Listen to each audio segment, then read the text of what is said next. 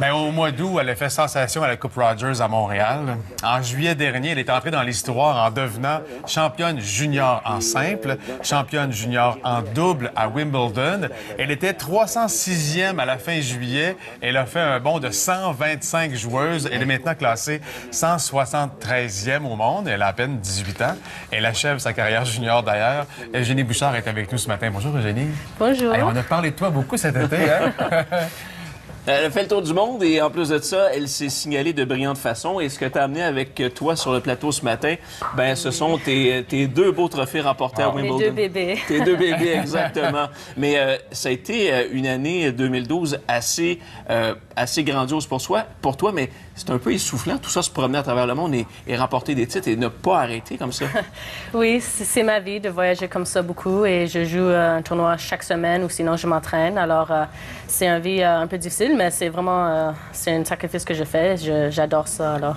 On n'a pas pu te parler beaucoup cet été, tu étais trop occupé. Comment tu as vécu ta Coupe Rogers à Montréal? Tout le monde te surveillait de près? Oui, il y avait plusieurs personnes qui savaient qui j'étais cette fois, alors c'était mieux. J'ai signé beaucoup d'autographes et tout ça, mais de jouer à la maison à Montréal, c'était spécial et j'ai gagné mon premier match là, oui. Alors c'était la première fois que j'ai gagné un tour là et c'était juste vraiment spécial. La foule était vraiment derrière moi, oui, alors j'apprécie tout le monde qui m'encourage.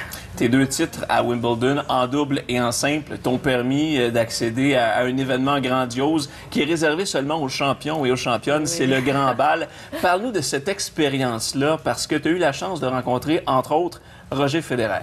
Oui, c'était incroyable. Il est vraiment gentil. C'est quand il est entré, je regardais seulement lui pour toute la nuit. Alors, mais il est resté avec nous. On a pris une photo ensemble et après, on a parlé, moi et Philippe qui a gagné les garçons. On a parlé ensemble et il est tellement gentil. Il demandait les tournois qu'on allait faire, des choses comme ça. On a parlé de ses jumelles parce que je suis une jumelle. Alors.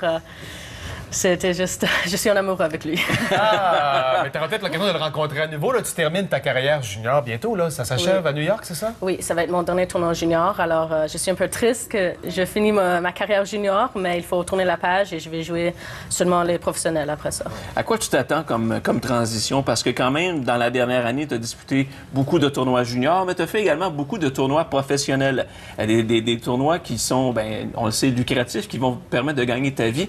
Est-ce que tu as senti une bonne différence, un bon step entre les deux? Il y a surtout, c'est un différent niveau, bien sûr, les professionnels.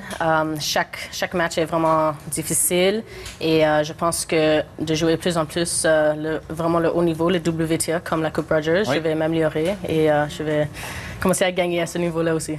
Bien, on te souhaite vraiment un passage réussi chez les grandes joueuses. On va te suivre de près, évidemment, comme on le fait avec Raonic et Wozniak, évidemment. Mais merci d'être passé nous voir ce matin dans ton horaire très serré. Merci beaucoup. Merci, Eugénie. Merci bien. Merci. On va à la pause. Au retour, on aura Claude Pourronier qui sera là pour l'actualité judiciaire du jour. Et évidemment, à venir d'autres moments aussi de cette tournée faite au Québec dans les dernières semaines.